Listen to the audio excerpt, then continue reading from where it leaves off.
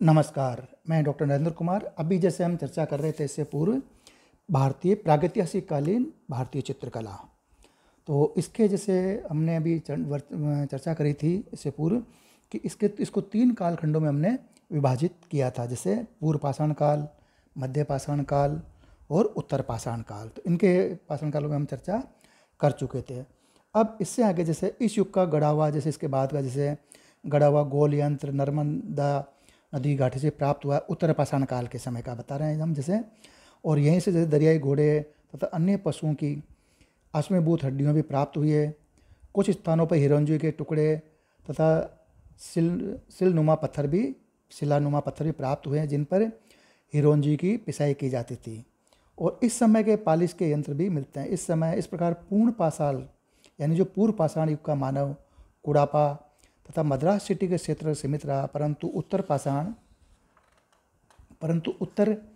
पाषाण युग का मानव सारे भारतवर्ष में फैल गया और बेलारी उसका प्रधान केंद्र बना रहा। और सर्वप्रथम उत्तर पाषाण के मानव ने चित्रकला का प्रयोग किया और इस समय के प्राप्त चित्रकला के उदाहरण विभिन्न स्थानों पर सुरक्षित हैं। तो जिनमें जैसे प्रागैतिहासिक काल के नव प्रस्तर युगीन मानव ने भारत के सैकड़ों स्थानों पर चित्रावशेष छोड़े हैं। अतः यहाँ पर इस युग की चित्रकला के प्रमुख उदाहरण में जैसे बेलारी है, वायनाड एडकल है, सिंगनपुर है, बुंदेलखंड है तथा विंध्याचल है, मिर्ज़ापुर, रामगढ़, हरनीहरन, विलासरगम, बूढ़ा परगना आदि स्थानों पर प्राप्त होते हैं। भारत में प्रागैतिहासिक आलेखनों एवं चित्रों का अनुशीलन करने वाले इन विद्वानों में जैसे Alan Houghton, Brodrick, Stuart Piggott, D.H. Gordon और professor Zeuner, Leonard Adam, Shri F.R. Allchin तथा Shrimati Allchin, W. Anderson, Cockburn, C.A. Silberrad और पंचानना मित्र और मनोरंजन घोष आदि का नाम प्रमुख माना जाता है। और ब्राडिक की पुस्तक प्री हिस्टोरिक पेंटिंग 1958 में और पिगाट की पुस्तक प्री हिस्टोरिक इंडिया 1950 इस विषय की प्रमाणिक सामग्री से भरपूर मानी जाती है। मतलब जो प्री हिस्टोरिक के बारे में जो हमारे भारतीय विद्वानों में जिन्होंने खोज की भारतीय प्रागैतिहासिक चित्रकला के बारे में, तो एक तो ब्राडिक की पुस्तक और दूसरी पिगॉट विद्वानों ने। तो ब्राडिक महोदय ने तो जो संसार में के प्रागैतिहासिक चित्रों की जो प्राचीनता का विश्लेषण करते हुए भारत में उपलब्ध चित्रों को अमेरिका और यूरोप के बाद में रखा है। ये चित्र मध्य प्रदेश के आदमगढ़, रायगढ़, चक्रधरपुर, सिंघनपुर, होशंगाबाद और मिर्ज़ापुर के लिखोनिया, कोहवर तथा बल्ढारिया आदि स्थानों पर प्राप्त हुए हैं। श्री अल्चिन ने ऋष्यमुख पर्वत के निकट से प्राप्त चित्रों का समय 3000 ईसा पूर्व निर्धारित किया है। इसी प्रकार चक्रधरपुर से प्राप्त गुफा चित्रों को आसित कुमार हलदार ने भी 3000 ईसा पूर्व का बताया है। अब जैसे 1863 में पूर्व मद्रास के समीप पूर्व प्रस्तरक युग यानी कि पूर्व प्रस्तरक युग के एक कलापूर्ण शिलाखंड का पता लगा था। और इसी प्रकार 1880 में ही मिर्ज़ापुर में पंख पोशाक युक्त अनेक चित्र खुदी चट्टानों पर मिले हैं, जो कि प्रागैतिहासिक महत्व के हैं। और गवेषणारत विद्वानों ने जैसे मध्य प्रदेश, सिंगनपुर तथा सरगुजा रियासत के जोगीमारा स्थानों से चित्रयुक्त प्राचीन महत्व की चट्टानों की खोज की है, जिन पर लाल पीले रंग से अंकित रेंगते हुए कीड़े, पशुओं, पक्षियों, मनुष्य तथा असुरों की आकृतियाँ सी चित्रित दिखाई पड़ती है। और प्रागैतिहासिक के युग के जैसे पाषाण चित्रों का पता तमिलनाडु, आंध्र प्रदेश, छोटा नागपुर, उड़ीसा, उत्तर प्रदेश और नर्मदा उत्पत्यका आदि स्थानों से भी पता चला है। अब जैसे मध्य प्रदेश के क्षेत्र जो प्रमुख क्षेत्र हैं जहाँ पे प्रागैतिहासिक काल के चित्र विशेषता से प्राप्त हुए हैं, तो इनमें जैसे मध्य प्रदेश प्रमुख क्षेत्रों में रहे पंचमढ़ी, अब पंचमढ़ी यह जैसे स्थान महादेव पर्वत श्रृंखला में अवस्थित है और पंचमढ़ी के आसपास कोई 5 मील के घेरे में करीब 50 के करीब दरिया यानी गुफाएं हैं और इन सभी में महत्वपूर्ण प्रागैतिहासिक काल के चित्र प्राप्त हुए हैं।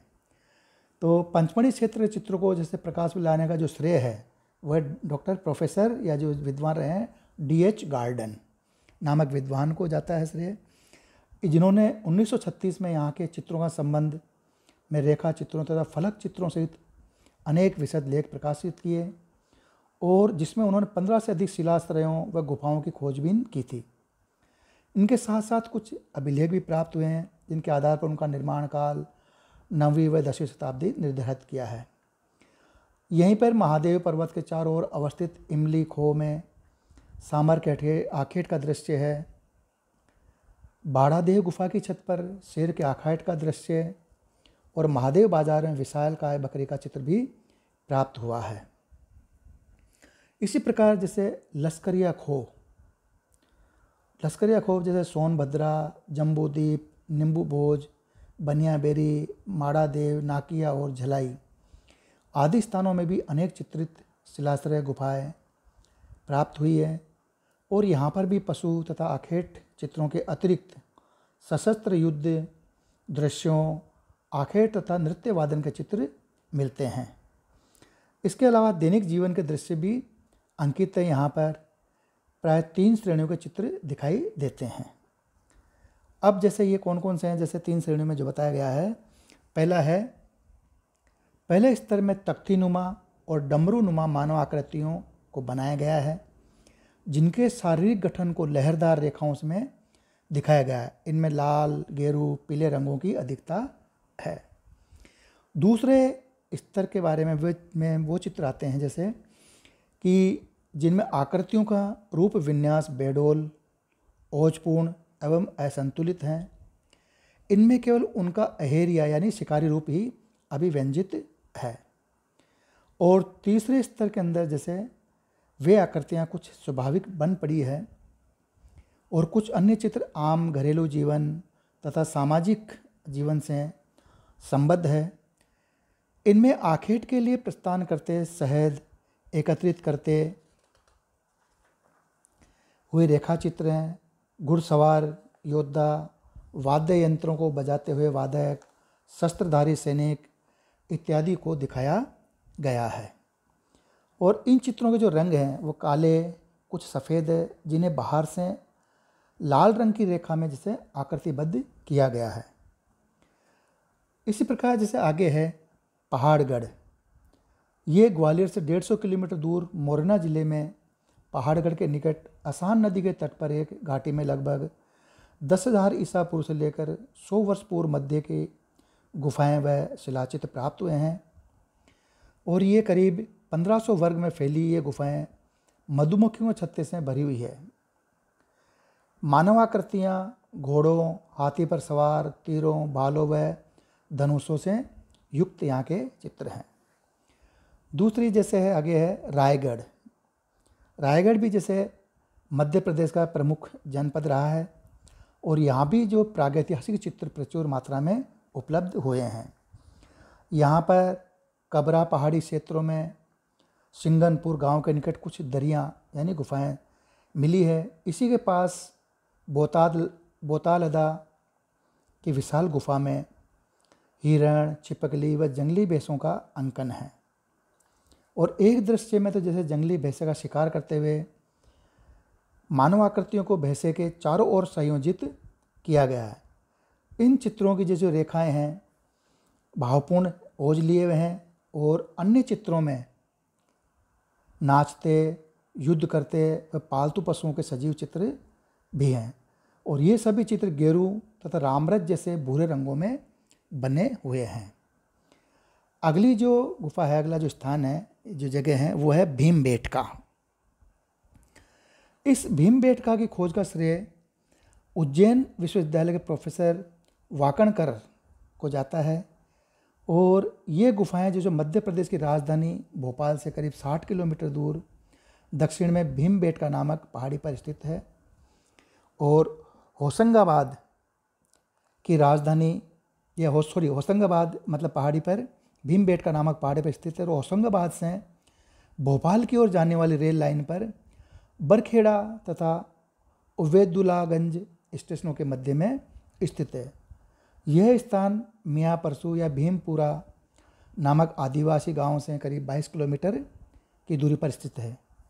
इन में भी प्रस्तर सामग्री प्राप्त हुई है और यह जो स्थान माना जाता है इन जगह को 30,000 ईसा पूर्व से 10,000 ईसा पूर्व का इनका करीब लगभग समय निर्धारित विद्वानों ने किया है। और इस पहाड़ी पर भी लगभग 600 प्राचीन गुफाएं प्राप्त हुई है, जहां करीब 275 गुफाओं में चित्रों के अवशेष प्राप्त हैं। यहाँ एक विशिष्ट चित्र संसार रचा गया है। ऐसी विस्मयपूर्ण प्रागैतिहासिक चित्रकला या चित्रशालाएं अन्यत्र नहीं मिलती है। यानी कि जो भीमबेटका में जो चित्रशालाएं मिली है, ऐसी चित्रशालाएं और कहीं पर भी देखने को यहाँ पे मतलब इस जो पहाड़ी है, भीमबेटका की जो पहाड़ी है, इस पर करीब 600 प्राचीन गुफाएं हैं प्राप्त हुई है और जिनमें करीब 275 गुफाओं में चित्रों के अवशेष मौजूद हैं। और ये एक विशिष्ट, जिसको देखने से लगता है विद्वानों को या जैसे लगता है यहाँ पे कि एक विशिष्ट चित्र संसार की रचना की गई है, इसको देखते से लगता है।